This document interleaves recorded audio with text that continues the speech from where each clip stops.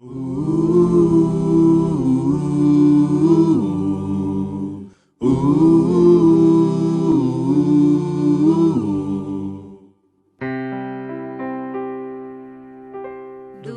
teu falar, ó Salvador, jamais vou duvidar, é encorajador. Alimento Diário, série E Será Pregado Este Evangelho do Reino. Título do volume 2, Preparados para a Vinda Secreta de Cristo. Autor André Dong. Título da semana 3, Não só de pão viverá o homem. Terça-feira. Ler com oração 1 Pedro capítulo 5, versículo 8. Sede sóbrios e vigilantes. O diabo, o vosso adversário, anda em derredor como leão que ruge, procurando alguém para devorar. Sejamos vigilantes. Ontem falamos que o genuíno arrependimento é uma questão de mudança de esfera, da esfera terrenal para a esfera celestial. Hoje falaremos sobre a tentação do Senhor descrita no capítulo 4 do Evangelho de Mateus. Isso ocorreu logo após o batismo do Senhor Jesus, registrado no final do capítulo 3. Batizado Jesus, saiu logo da água, e eis que se lhe abriram os céus, e viu o Espírito de Deus descendo como pomba, vindo sobre ele. E eis uma voz dos céus que dizia: Este é o meu Filho amado em quem me comprazo. Versículos 16 e 17. Nesses versículos vemos o Deus triuno. O Pai declarou dos céus que Jesus é o seu Filho amado, e o Espírito Santo, como uma pomba, desceu sobre ele a fim de ungí-lo. Ainda em Mateus lemos: A seguir foi Jesus levado pelo Espírito ao deserto para ser tentado pelo diabo, capítulo 4, versículo 1. Isso tinha de acontecer, porque ele, como homem, precisava passar por esse teste e ser aprovado. O Senhor Jesus foi vitorioso. Aleluia! Ele venceu e está em nós, por isso também podemos vencer as tentações.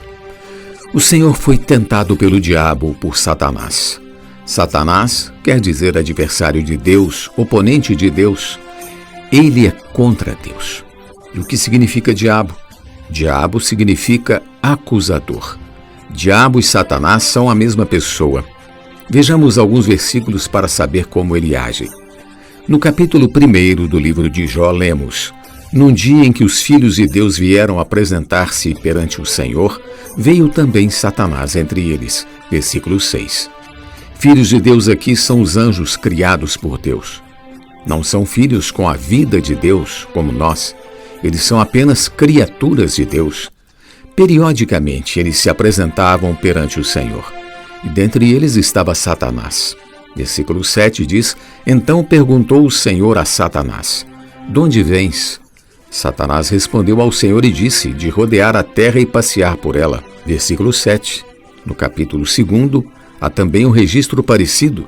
Num dia em que os filhos de Deus vieram apresentar-se perante o Senhor, veio também Satanás entre eles apresentar-se perante o Senhor. Então o Senhor disse a Satanás: De onde vens? Respondeu Satanás ao Senhor e disse: De rodear a terra e passear por ela. Jó capítulo 2, versículos 1 e 2. Esses relatos demonstram que Satanás está rodeando a terra, isto é, passeando por ela. Mas qual o seu objetivo ao rodear a terra e passear por ela? Na verdade, ele é como um ladrão que vem para roubar, matar e destruir as ovelhas do Senhor. Satanás é nosso adversário, nosso oponente. 1 Pedro 5,8 diz: Sede sóbrios e vigilantes. O diabo, o vosso adversário, anda em derredor como um leão que ruge procurando alguém para devorar. Por isso devemos tomar cuidado para não ser suas presas. Ele anda ao derredor, dando voltas e ficando à espreita, aguardando a oportunidade para nos devorar. Sabemos como vencer esse acusador. Então ouvi grande voz do céu proclamando: Agora veio a salvação, o poder, o reino do nosso Deus e a autoridade do seu Cristo, pois foi expulso o acusador de nossos irmãos, o mesmo que os acusa de dia e de noite diante do nosso Deus. Eles, pois, o venceram por causa do sangue do Cordeiro e por causa da palavra do testemunho que deram, e mesmo em face da morte, não amaram a própria vida. Apocalipse capítulo 12, versículos 10 e 11. Primeiro, vencemos pelo sangue do Cordeiro. Segundo, pela palavra do testemunho que damos. Terceiro, porque mesmo em face da morte, não amamos nossa própria vida. Graças ao Senhor. Essa passagem deixa claro que Ele é o acusador de nossos irmãos e nos acusa de dia e de noite. Querido leitor, isso não deixa perplexo? Ele está sempre acusando, bisbilhotando sua vida para pegá-lo em algum erro. Qualquer deslize de nossa parte, ele vai denunciar-nos a Deus. Olha lá o que o teu filho está fazendo. Ele não merece teu amor. Esquece-o. O próprio Satanás nos incita a praticar o mal. Ele nos provoca, faz com que caiamos e depois nos acusa diante de Deus. Ó Senhor Jesus! Mas para vencê-lo temos o sangue do Cordeiro, a palavra do testemunho e devemos ter a atitude de não amar nossa própria vida da alma. Esse é Satanás, que está a rodear a terra e passear por ela, sempre à espreita, procurando alguém para devorar. Quanto a nós, não podemos ficar ociosos, desocupados. Vejamos o que ocorreu com o rei Davi. Decorrido 1 ano, no tempo em que os reis costumam sair para a guerra, enviou Davi a Joabe e seus servos com ele e a todo Israel, que destruíram os filhos de Amon e sitiaram Rabá. Porém, Davi ficou em Jerusalém. 2 Samuel capítulo 11, versículo 1. Os reis daquela época costumavam sair para a guerra. Ao ler esse trecho da Bíblia, vemos que foi um erro Davi permanecer em Jerusalém. Uma tarde, levantou-se Davi do seu leito e andava passeando no terraço da casa real. Daí viu uma mulher que estava tomando banho. Ela era muito formosa. 2 Samuel capítulo 11, versículo 2. Davi estava igual a Satanás, que rodeava a terra e passeava por ela. Não entraremos em detalhes sobre essa história, mas essa situação de ociosidade de Davi causou-lhe muito sofrimento. Da mesma forma, não podemos ser pessoas inativas no serviço ao Senhor. Espiritualmente falando, não podemos ficar ociosos, pois corremos o risco de cair em pecado.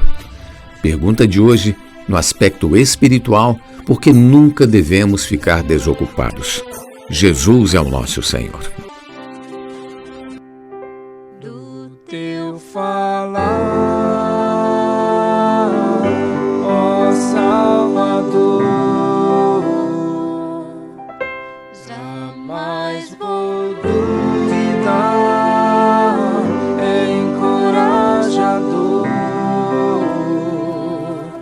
fiel me faz andar, faz tua glória eu ver, o mal vem derrotar. Fiel me faz andar, faz tua glória eu ver, o mal vem derrotar.